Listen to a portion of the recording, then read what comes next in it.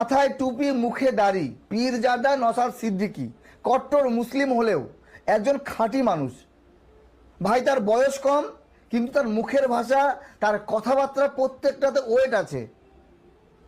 আর 10 জন নেতামন্ত্রী নেত্রীর মতো সে কাউকে বাজে ভাষায় গালি তো দেয় না, এবং যে কথাগুলো বলে সেগুলো হচ্ছে বাস্তব কথা।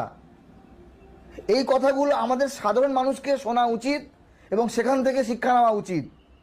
নেতা মন্ত্রী তারা তো নিজেদের ক্ষমতার লোভে আমাদের সাধারণ মানুষকে লেলিয়ে দেয়। তোমরা মারকাট করো, তোমরা ঝামেলা করো, মাথা বাটাবাটি করো, তোমরা কেলাকেলি করো, আমাদের লাগে ক্ষমতা। ক্ষমতায় একবার গেলে আপনাদেরকে ভুলে যায়, সাধারণ মানুষের কথা মনেই পড়ে না। আবার ইলেকশন আসলে তারপরে আবার আপনাদের খোঁজ নেয়। কিন্তু নওশাদ সিদ্দিকী সে রাজনীতিতে নতুন হতে পারে, সে এমএলএ হতে পারে, সে মুসলিমও হতে পারে, ব্যাপার ওটা না।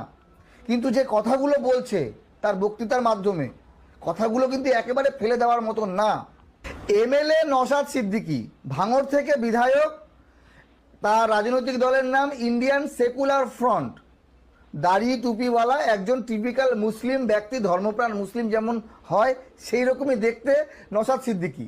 তার বয়স কম হতে পারে, মাত্র 32 বছর বয়স, রাজনীতিতে নতুন, কিন্তু তার কথার মধ্যে কিছু তো দম আছে।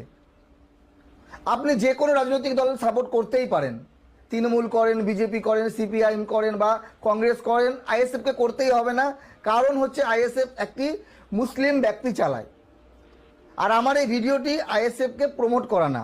আমি নওশাদ সিদ্দিকীর কয়েকটি ভিডিও দেখলাম, দেখে মনে হলো সত্যি তো আমাদের পশ্চিমবঙ্গের রাজনীতিতে একজন একজনকে বলছে বরাহনন্দন, কেউ কাউকে শাকচুন্ডি বলছে, কাউকে পেতনি বলছে, কেউ কাউকে ডাইনি বলছে, মানে যত রকম মুখের ভাষা, কেউ কাউকে চোর বলছে, কারোর বাপ তুলে গালি দিচ্ছে, এই রকম নোংরামি চলছে। সেখানে একমাত্র ব্যতিক্রমী নওশাদ সিদ্দিকী একদম মার্জিত মুখের ভাষা নিয়ে সে কোনো না কোনো রাজনৈতিক দলের সমালোচনা করে। রাজনীতি করতে হলে, নিজের দলকে প্রমোট করতে হলে সমালোচনা তো করতেই হবে।